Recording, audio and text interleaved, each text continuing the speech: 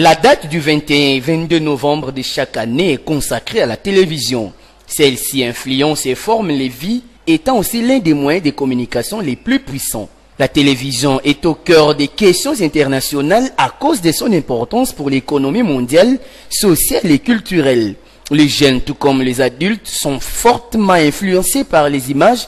Pour cette raison, de nouveaux systèmes de valeurs peuvent émerger pour une génération prospère à travers son programme. La création de la télévision s'inscrit dans l'évolution normale de l'histoire des médias. Depuis l'imprimerie et puis le journal, qui va être succédé par la radio. La radio a apporté comme avantage la mobilité et la rapidité dans le traitement de l'information.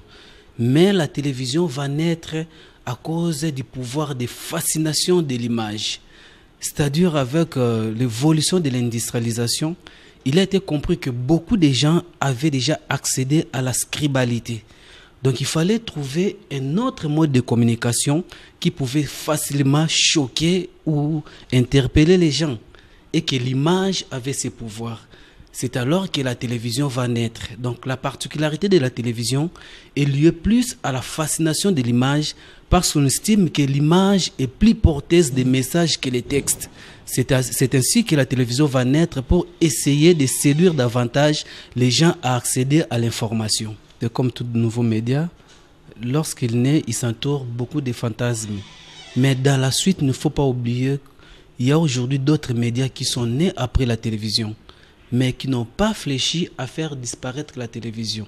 Donc la télévision continue à être les médias les plus charmants par rapport à l'image. Mais aujourd'hui, avec le système de montage de l'image, la télévision est un peu en perte de vitesse parce que l'image ne fait plus foi. Ce qui fait que la télévision est un peu victime de la manière dont l'image se traite. Et de plus en plus, les gens doutent de la télévision. Mais qu'à cela ne tienne, la télévision demeure les médias les plus puissants en termes de séduction. Mais le plus important maintenant par rapport à la télévision, c'est la manière de faire la télévision aujourd'hui qui reste à déplorer.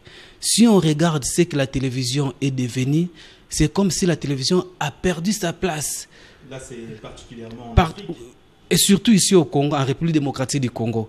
La télévision a perdu sa place. La télévision est devenue comme un média des engloutis, où on laisse n'importe qui passer à la télé, on laisse n'importe quoi passer à la télé. Bon, je ne sais pas c'est qui là, ces personnes-là qu'on laisse passer à la télé, s'ils ont des affinités avec des personnes qui dirigent des chaînes de télévision. Bon, ça n'engage que moi, c'est juste une parenthèse, mais c'est les journalistes.